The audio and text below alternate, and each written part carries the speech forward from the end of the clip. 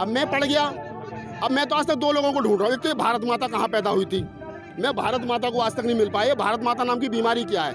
ये जो काल्पनिक सरस्वती, ये काल्पनिक चीज़ें हैं। सरस्वती शिक्षा की देवी है। जाति का बीज नाश, अगर हमें इस देश को आगे बढ़ाना है तो जातियों को तोड़ना पड़ेगा, छोड़ना पड़ेगा, खत्म करना पड़ेगा। धर्म अब व्यक्तिगत मामला है। तुम हिंदू, मुस्लिम, सिख, ईसाई, भाइयों ने अजीत सिंह को हरा करके गलती की तो उसका खामियाजा भुगत रहे। लोगों ने मायावती को हरा करके गलती की तो उसका खामियाजा उठ रहे। अखिलेश को हरा करके गलती की तो उसका खामियाजा भुगत रहे। लालू के लड़के को हरा करके गलती की। ये विचार बनता कहाँ है? मोदी जैसे लोग पैदा कहाँ होते हैं? मोदी जैसे लोग पैदा होते हैं आरएसएस की फैक्ट्री में। तो हमें उस विचार पर पाबंदी लगानी पड़ेगी ताकि कल को कोई दूसरा मुझसे आके कहते कि तो राम मंदिर की 2 रुपए की पर्ची कटा ले, मैं चौबंदी की नहीं कटवाऊँ। तो अक्षय कुमार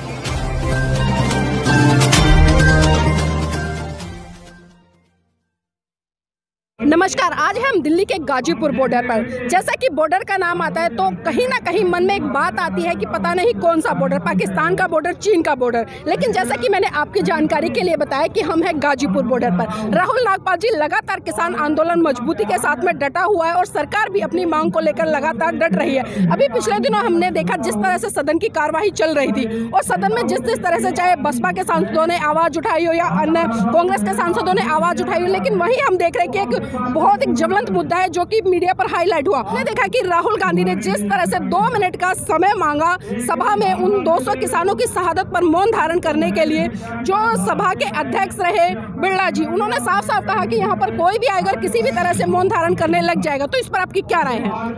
देखिए, इस पे आप ये कह सकते हो कि सरकार की संवेदनाएं जो है वो मर गई है। अगर हमारे किसान आंदोलन में 200 किसान शहीद हो गए और अगर राहुल गांधी या नेता विपक्ष या जो विपक्षी पार्टी हैं, राजनीतिक दल हैं, वो ये कह रहे हैं कि भाई हमको सदन में 2 मिनट का मौन उन किसानों के लिए रखना चाहिए, उन अन्नदाताओं के लिए रखना चाहिए जिनकी वजह से हम लोग भोजन खा रहे हैं। और अगर लोकसभा अध्यक्ष ओम बिरला, जैसा आपने बताया कि उन्होंने ये कहा कि ऐसे तो किसी के लिए मौन रखा जाएगा, तो ये समझ लेना चाहिए इस देश के अन्नदाता को कि सरकार की नज़र में किसान जो है वो कुछ नहीं है, वो वेस्टेज एक तरीके से, मतलब किसी है। मतलब आप समझो कि इन लोगों की जो सोच है वो कितनी घटिया हो गई है क्या वो किसान के 200 किसानों की मौत पर 2 मिनट का मौन धारण नहीं कर सकते सदन के अंदर।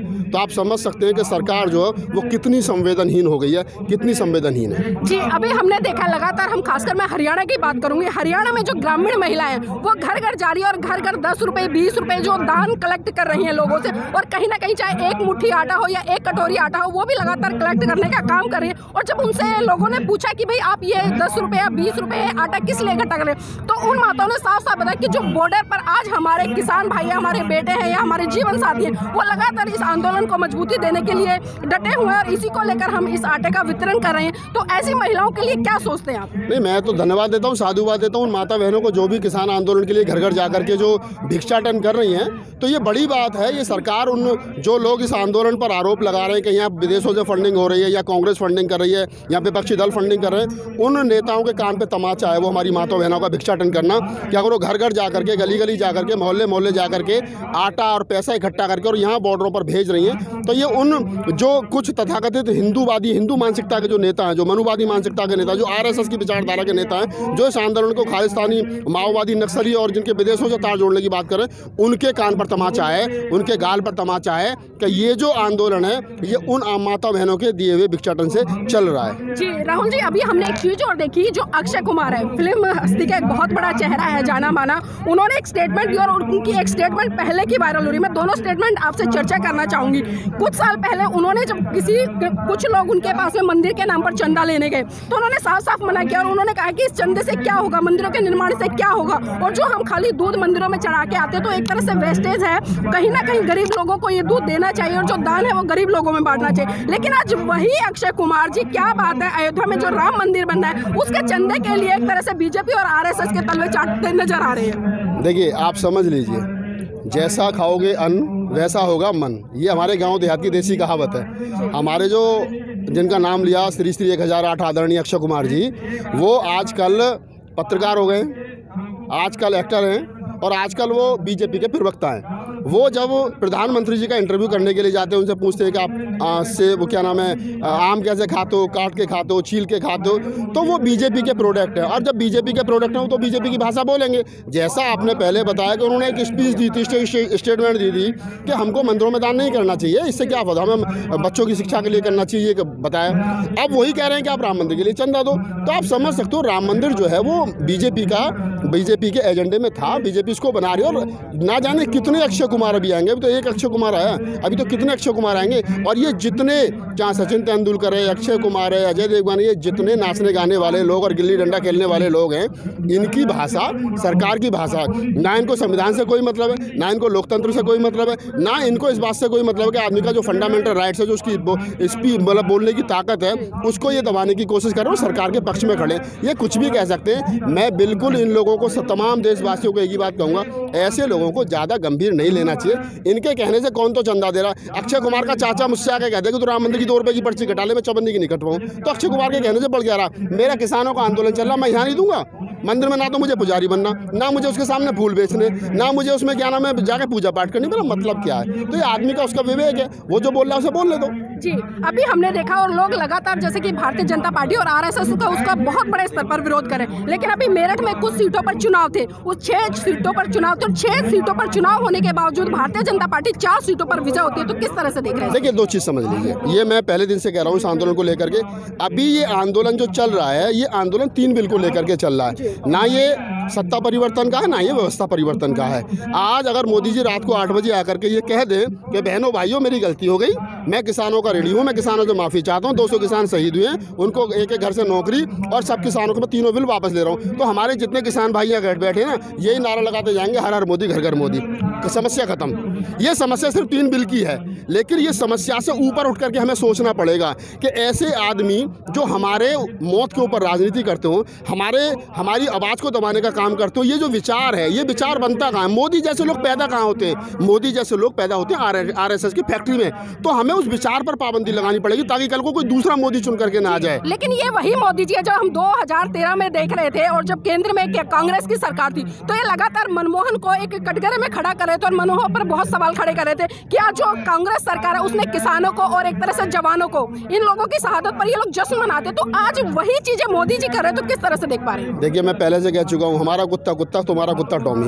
मनमोहन सिंह जी ने जो करा वो खराब, हम जो कर रहे हैं वो सही।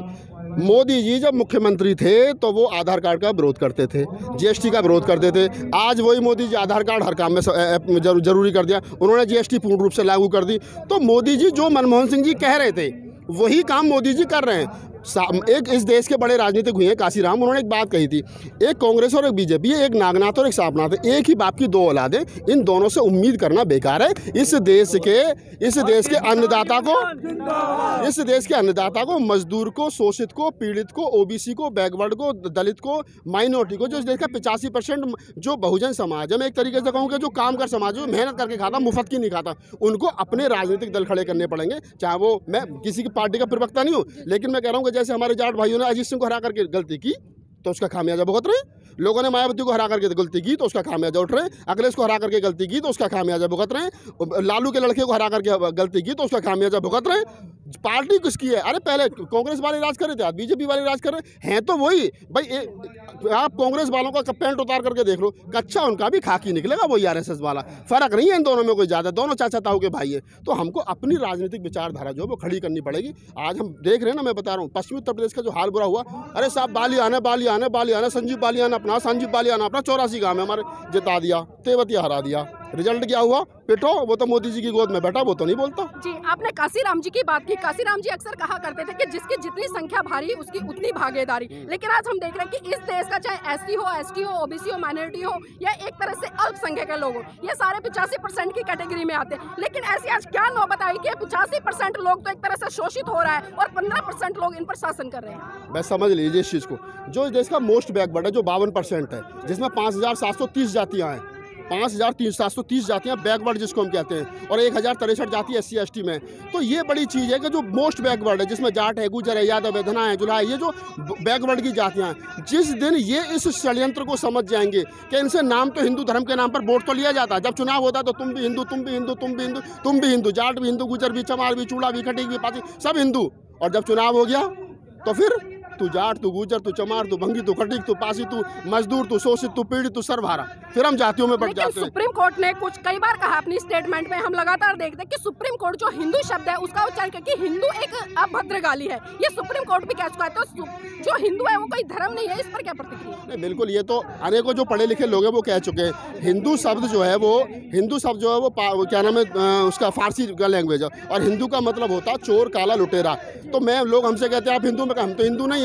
हिंदू एक मुगलों के द्वारा दी हुई गाली है, अंग्रेजों के, विदेशियों के द्वारा दी हुई गाली है, इसको समझना चाहिए। और जिन लोगों को नहीं पता, मेरे पास इतना मोटा हिंदी का जो हिंदी कोश है वो रखा, उसमें लिखा है स्पेशल हिंदू और हिंदुस्तान, यानी हिंदू चोर और लुटेरे और हिंदुस्तान चोर और लुटेरों का देश, इसलिए फारसी की भाषा का शब्द है, इसलिए हम हिंदुस्तानी नहीं हैं। ये देश हिंदुस्तान नहीं है, ये देश भारत है, और भारतीय संविधान में पहले लिखा है India that is Bharat. Hindustan कहने का मतलब है ये देश चोर और लुटेरों का देश नहीं है, ये देश महर्षि दयानंद का देश है, गौतम बुद्ध का देश है, विवेकानंद का देश है, अंबेडकर का देश है। ये उन लोगों का देश है जिन लोगों ने इस देश को देश बनाने में काम किया है, और जो लोग इसको हिंदुस्तान कहकर के अपमानित करें उन पर मुकदमा होना चाहिए। जी, आपने संविधान की बात करी और आपने हिंदुस्तान एक शब्द की बात करी। लगातार हम किसान आंदोलन को ले या अन्य कोई भी आंदोलन दे, लगातार वहाँ पर जो नारे लगते हैं हिंदुस्तान जिंदाबाद, तो क्या बात है कि लोग समझिए ये शिक्षा का अभाव है। अब मैं पढ़ गया, अब मैं तो आज तक दो लोगों को ढूंढ रहा हूँ, एक तो भारत माता कहाँ पैदा हुई थी, मैं भारत माता को आज तक नहीं मिल पाई। भारत माता नाम की बीमारी क्या है? ये जो काल्पनिक सरस्वती, ये काल्पनिक चीज़ें हैं। सरस्वती शिक्षा की देवी है, कहाँ तो उसने कॉलेज खोला था, कहाँ यूनिवर्सिटी बनाई थी, उसका जन्म कहाँ हुआ, वो पैदा कहाँ हुई, कौन उसका बच्चे थे, कौन उसका पति था, कुछ नहीं है। ये देश में जो 10-12% जो RSS की विचारधारा के लोग हैं ना, उन लोगों ने ज़बरदस्ती हमारे ऊपर ऐसी चीज़ें थोप रखी हैं कि हम यहाँ घंटी बजाते रहें और अपने महापुरुषों को ना पढ़ पाएँ। जाट जो है वो चौधरी चरण सिंह को ना पढ़े, छोटू राम को ना पढ़े, चौधरी महाराज सिंह भारती को ना पढ़े, भगत सिंह को ना पढ़े, OBC जगदेव बाबू को ना पढ़े, और रामस्वरूप वर्मा को ना पढ़े, दलित अंबेडकर को ना पढ़े, या और जो रविदास को ना पढ़े, कबीर को ना पढ़े, इनको ना पढ़े, और हम लोग वहाँ जाकर के घंटी बजाते रहे, प्रसाद चढ़ाते रहे, और एक खास समाज जो है उसका मजा लेता रहे, पैसा लेकर के। वो तो उनके बच्चे विदेशों में जाते रहे और हम सुबह को वहाँ दूध चढ़ाने की लेन में लगे रहे। यही बात तो राकेश टिकैत ने कही थी, कौन सी गलत कही थी जो बुरी लग गई, जो पिंडदान कर रहे हैं आज हमारा, बताओ तो सही।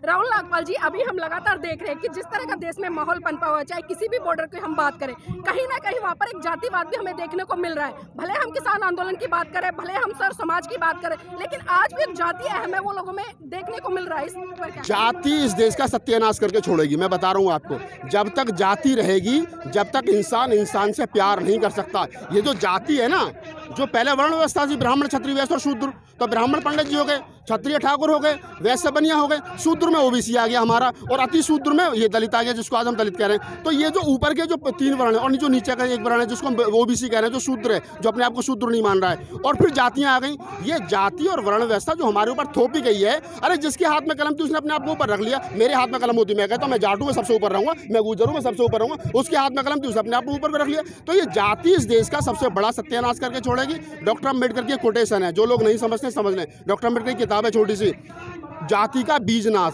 अगर हमें इस देश को आगे बढ़ाना है तो जातियों को तोड़ना पड़ेगा, छोड़ना पड़ेगा, खत्म करना पड़ेगा। धर्म अब व्यक्तिगत मामला है, तुम हिंदू, मुस्लिम, सिख, ईसाई, बौद्ध, जैन, पारसी हो सकते हो, लेकिन उससे पहले हम भारतीय हैं। We the people of India, हम भारत के लोग, हमारा भाईचारा इस भारत को मजबूत करेगा। और ये जो कुछ लोग बैठ करके सरकार में कह रहे हैं ना, हम इसको हिंदू राष्ट्र बनाएंगे, इनके चाचा में दम नहीं से हिंदू राष्ट्र बनाते हैं। ये आर्य समाजियों का भी रहेगा, ये बौद्धों का भी रहेगा, ये जैनियों का भी रहेगा, ये कम्युनिस्टों का भी रहेगा, मुसलमानों का भी रहेगा, हिंदुओं का भी रहेगा, किसी की हिम्मत नहीं। ये भारत, इसी का नाम तो भारत है। भिन्न भिन्न प्रकार के फूल, उनसे बना हुआ एक बगीचा, उनसे खुला हुआ एक गुलदस्ता।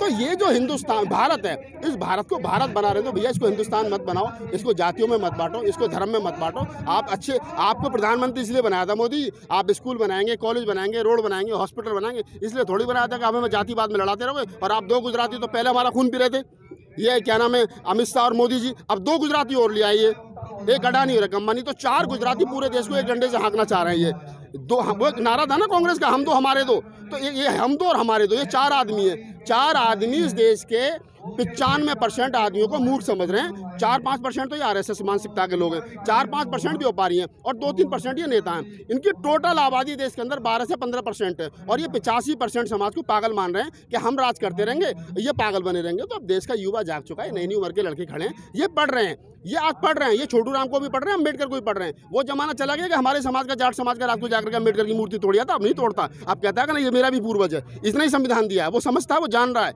तो ये जो हमें आपस में लड़ा करके अपनी राजनीतिक रोटियां सेकते रहते, वो अब चलने वाला नहीं है। जी, पहले 1 महीने के लिए होल्ड पे रखना सुप्रीम कोर्ट की तरह से इस किसान बिल को, फिर उसके बाद में 1.5 साल के लिए स्थगित कर देना। लेकिन अब लगातार जो मोदी पक्ष है उसकी तरफ से आ रहा है कि हम 3 साल के लिए इस कानून को होल्ड पर रख सकते हैं। तो मुझे ये बताइए कि 3 साल में तो लोकसभा के चुनाव भी हो जाएंगे, तो एक तरह से होल्ड पर रखने का क्या उद्देश्य है? चाहे तो उसको खत्म करें, आर पार की लड़ाई क्यों नहीं करती? देखिए, सीधी सी बात है, मोदी जी को कहते हैं ना, नाक का सवाल उन्होंने बना रखा है, उनकी नाक का सवाल बन रहा है। उनको लग रहा है कि मैं 3 साल के लिए होल्ड पर रख दूंगा, वो 3 साल के लिए कह रहे हैं। अगर हमारे किसान नेता जाकर के कहें नहीं 5 साल के लिए होल्ड पर रखो, हमारा समझौता हो गया, और मैं कह रहा हूँ कि इसको 5 साल के लिए होल्ड पर रखवा लो, और जितने लोग यहाँ बैठे हैं बॉर्डर पर, सब 2024 तक घर से निकल जाओ डंडा और झंडा लेकर के, और कहो कि ये हटाना है, और नई सरकार इस शर्त पर बनेगी कि बिल निरस्त करना पड़ेगा। ये नहीं करता तो ये काम करो, ये करना चाहिए। जब तक ये सरकार रहेगी तब तक खून पिएगी। इन 2 गुजरातियों को हाथ जोड़ कर कह दो, भैया तुम गुजरात से आए, गुजरात चले जाओ, हम तुम्हारे बिना देश चला लेंगे। जी राहुल जी, आखिरी सवाल लेना चाहूंगी कि जिस तरह से देश का माहौल पनप रहा है, और जिस तरह से जब चुनावी दौर आता है तो हम देखते हैं कि धर्म, जाति, क्षेत्र, भाषा के आधार पर लोग पार्टियों को वोट देते हैं, तो क्या जरूरत नहीं इस देश के सभी 85% लोगों को इकट्ठा होकर इस सरकार के खिलाफ आंदोलन करने की? देखिए, मैं पहले कह चुका हूं कि जितने लोग बॉर्डरों पर बैठे हैं वो लोग मोदी जी से कहें कि आप 2025 तक इस बिल को होल्ड पर रख दो, और अपने अपने काम धंधे पे दें, अपने अपने काम से घर चले जाएं, और घर से निकल जाओ। हर घर से एक आदमी निकल। इस देश के अंदर 5.5 लाख गांव है, आपकी जानकारी के लिए बता दूं। अगर एक गांव से एक आदमी निकल गया और पूरा गांव जो है उस एक आदमी का खर्चा उठा ले, बस कुछ नहीं करना, बड़ा आसान है आंदोलन चलाना, और 5.5 लाख आदमी देश में निकल जाएं। एक बैग में 4 जोड़ी कपड़े रख लें, लोटा रख लें, और अपना टॉर्च रख लें, और चल दो, और कुछ नहीं करना। एक नारा रखना है, अब गद्दी खाली करो, जनता आने वाली है, बस। तो ये थे हमारे साथ में राहुल जी, जिन्होंने बताया अपनी बेबाक वाणी के तहत कि जिस तरह से सरकार आज इन 3 काले कानूनों को लेकर जिद पर अड़ी हुई है, उसी तरह से ये जनता है और आम किसान है वो भी लगातार अपनी जिद पर अड़ा हुआ है। और एक आगाज है इस सरकार से, सरकार जिस तरह से 3 साल के इन कानूनों को स्थगित कर रही है, तो पूरा साफ साफ जनता का कहना है चाहे तो उनको पूरी तरह से खत्म करे, वरना सरकार नहीं झुकती तो हम भी नहीं झुकेंगे। अपना चैनल, आपका चैनल, समाज का चैनल, देश का चैनल NV News 24/7 को आप लाइक करें, सब्सक्राइब करें, और ज्यादा से ज्यादा इसकी वीडियो को शेयर करें, ताकि हर खबर को मैं आप तक आसानी